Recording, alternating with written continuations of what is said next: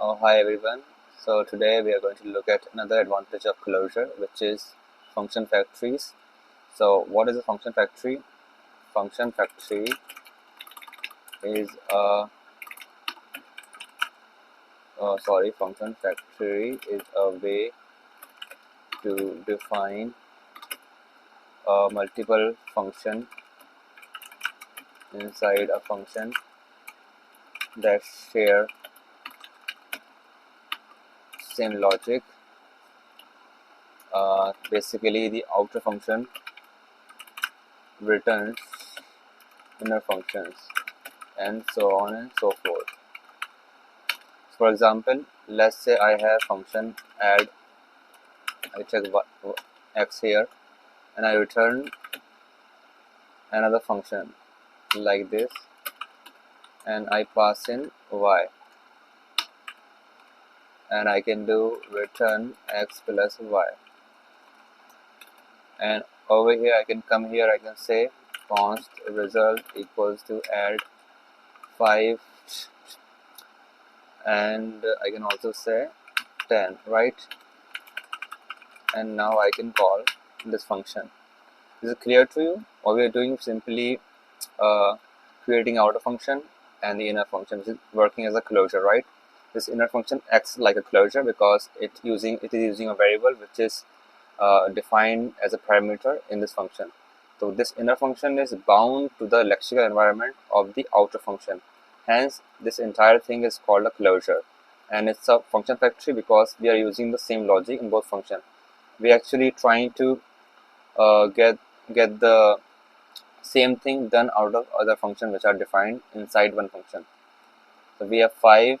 We call this function outer function 5, and then it gets the value of 5, and then we call this function return y, meaning its function is called right in the second parameter. So we get 10 as y, and it says return x plus y. What it will do, it will simply add the value of x and y and return to the result, right? Now we can call this result. Let's do it without parentheses, I guess. Should work. Yeah, it should work, because we are calling this outer function first, and then directly we are calling the inner function. We can also do something like this: add 5, and we store the inner function in this result, and simply call result with the value of 10. It is the same thing as previous 15.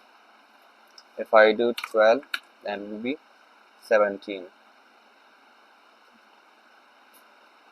Yeah, that's clear. So far so good. So you know how it's working. We are using an arrow function instead of normal function. So we can simply do it in the simple way, the traditional way, which is function sum y and return this sum. Right? That's how we were doing the closure before. Okay, we had this outer function, and inside it we have defined inner function, and we are returning the inner function. Right? The same thing we are doing here. Exactly the same thing, no difference. Alright, so we do the run it, and we get the output 17. It's working.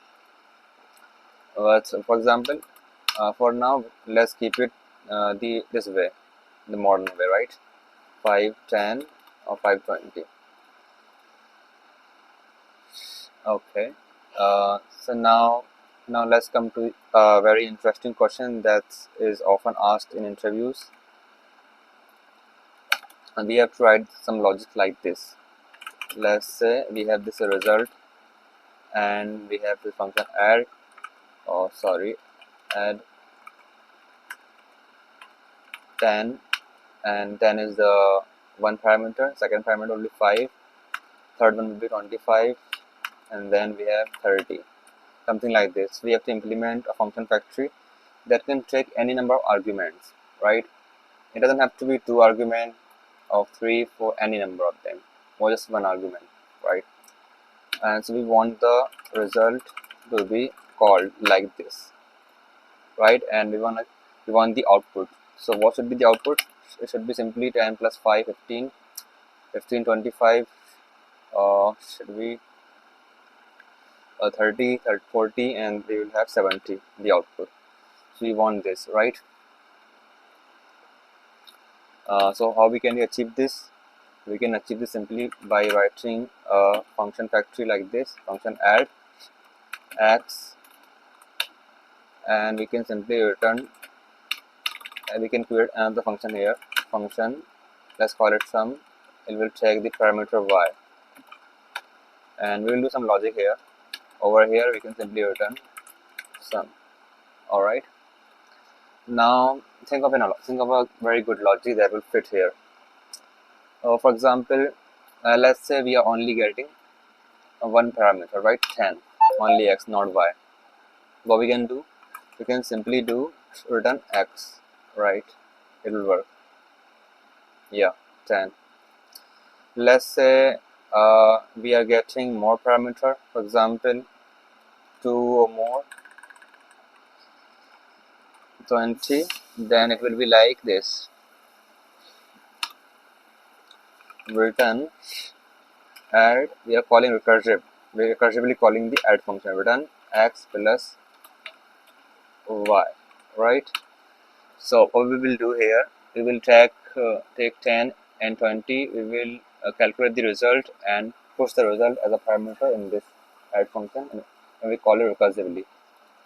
So the second time around when this function is called, second time, then it gets the value, x gets the value of x plus y, which is 30, right? And it comes here, it will check, oh, it doesn't have y now. So what we can do, we can write this logic, if y is equal to undefined.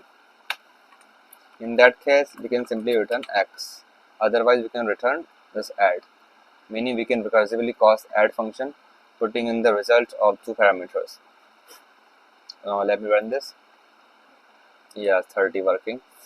So if I do 5, it will be 35. 35. Yeah, it's working.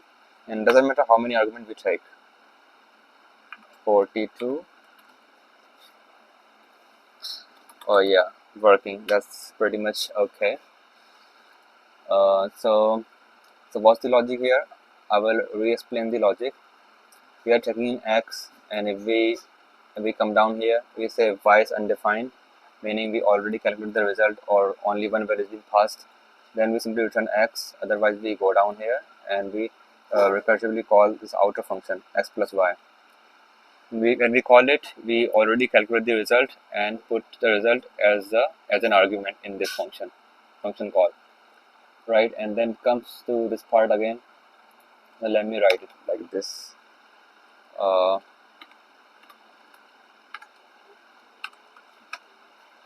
First time around we have function add, right? We call it add with the value of 10. All right. Then we come down here. We check if y is undefined. No, it's not undefined. Then we call it again. We call it with add 10 plus 20, right? 10 plus 20. We have this 10 plus 20. All right. And then we come back to this function again with the recursive call. We check if y is undefined. No, we have y as the value of 5. So we recursively call it here again. Add. We have 30 plus 5 because we got 30 here, right? 30 plus 5. Right. Now we come back to this function call. We check if y is undefined. Oh no, we have the value 40 as y. So we call it again. Add function 35 plus 42. What should it be? Let's calculate it quickly. 35 plus 42, 72, right? So we simply 35 plus 40. Yeah, we have this 40 plus 42. Is that correct? All right, I guess so. So finally we come down here. We check. Call this function again with the value of 40 plus 42, which should be, I guess, 82.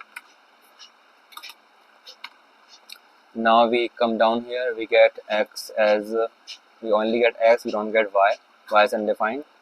So we return x. We return the value which is stored as a parameter, right? This value will be returned, so this function will not be called. This value will be returned, then it will go back to the upper function call. It will come here, okay, where this function was called 82, and then come back here, and then it will come back here. So the outer function was something like this. So here we will get a function that will have this value 82. So it will traverse up to the top function call. Okay, let's check the output. Output 77. Okay, I made a mistake. It must be 30, 35 plus 40. 30 plus 40 it will be 70 or 77. Yeah, so it will be 77.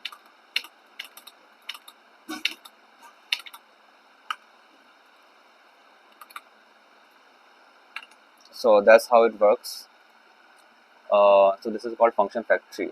We are using the concept of closure because we are defining inner function with an outer function, and the inner function is using the variable which is part of the outer function, meaning this function is bound to the lexical environment of the outer function, right? And that's how we are working. We are using we are making this chain, right? Chain of function. We pass only one argument, it will work, meaning it won't even go to this recursive call. It will say y is undefined and will return x. Then okay, so that's the concept of factory. I hope you got the idea of it. If you have any doubts, please let me know in the comment section below.